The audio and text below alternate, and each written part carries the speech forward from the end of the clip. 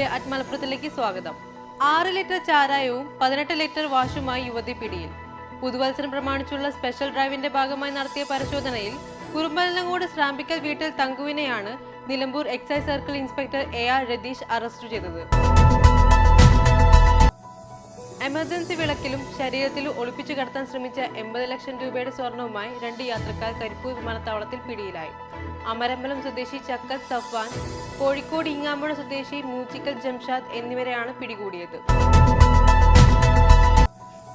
അടച്ചിട്ട വീടിന്റെ വാതിൽ തകർത്ത് മോഷണ ശ്രമം നടത്തിയ കേസിൽ കുപ്രസിദ്ധ മോഷ്ടാവ് അറസ്റ്റിൽ.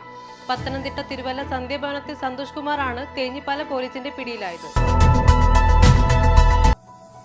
അംഗീകൃത ഡ്രൈവർ ഇല്ലാതെ യാത്ര നടത്തിയതിന് ഉല്ലാസ ബോട്ട് പിടികൂടി. യാത്രക്കാരെ കുത്തിനിറച്ച് സർവീസ് നടത്തിയ ഉല്ലാസ ബോട്ട് മാരിടൈം ബോർഡ് അധികൃതർ പിടിച്ചെടുത്തു.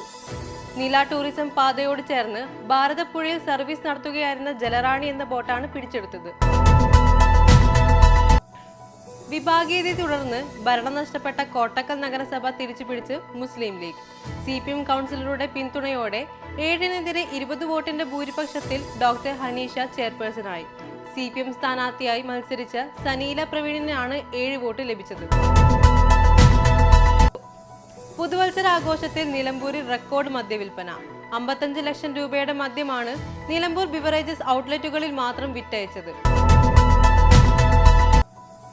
വസ്തുപ്രമാണ രജിസ്ട്രേഷൻ നടപടികൾ മുടങ്ങുന്നത് വേങ്ങരയിൽ പതിവാകുന്നു.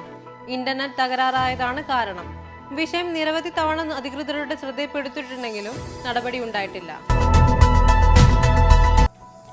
പൊന്നാനി പൂഴിക്കോൾ ബണ്ട് കടവിലെ പെട്ടിമ്പറ തകർന്നതോടെ ലക്ഷങ്ങളുടെ നഷ്ടം. പെട്ടിമ്പറ തകർന്നതോടെ 100 അടി തോട്ടിൽ നിന്ന് വെള്ളം 115 ഏക്കർ വരുന്ന കൃഷിയിടങ്ങളിലേക്ക് ഒഴുകി. തകർന്ന ഭാഗം കെട്ടാനായി കർഷകർ ശ്രമം നടത്തിയെങ്കിലും ഫലമുണ്ടായില്ല. ദേശീയപാതയുടെ ഭാഗമായുള്ള സർവീസ് റോഡ് ടാറിംഗ് കഴിഞ്ഞപ്പോൾ വൈദ്യുതി തൂൺ റോഡിലായി. പൊന്നാനി പളപ്രം പാലത്തിനടിയിലെ സർവീസ് റോഡിലാണ് വൈദ്യുതി തൂണുകൾ മാറ്റി സ്ഥാപിക്കാതെ ടാർ ചെയ്തത്. തൂണുകൾ റോഡിലേക്ക് തള്ളി നിൽക്കുന്നത് അപകട ഭീഷണി ഉയർത്തുന്നുണ്ട്. തിരുനാവായ ചെങ്കല്ലത്താണിയുടെ സംരക്ഷണം വേഗത്തിലാക്കണമെന്ന ആവശ്യം ശക്തം. തിരൂർ കുറ്റിപ്പുറം റോഡിൽ തിരുനാവായ്ക്ക് സമീപം രാങ്ങാട്ടൂർ പള്ളിപ്പടിയിലാണ് ഒറ്റക്കല്ലിൽ പണിത നീളമേറിയ ചെങ്കല്ലത്താണി തകർന്നു കിടക്കുന്നത്. ഇതോടെ ടുഡേ അറ്റ് മലപ്പുറം സമാപിക്കുന്നു. പുതിയ വാർത്തകളുമായി അടുത്ത ദിവസം കാണാം. നന്ദി.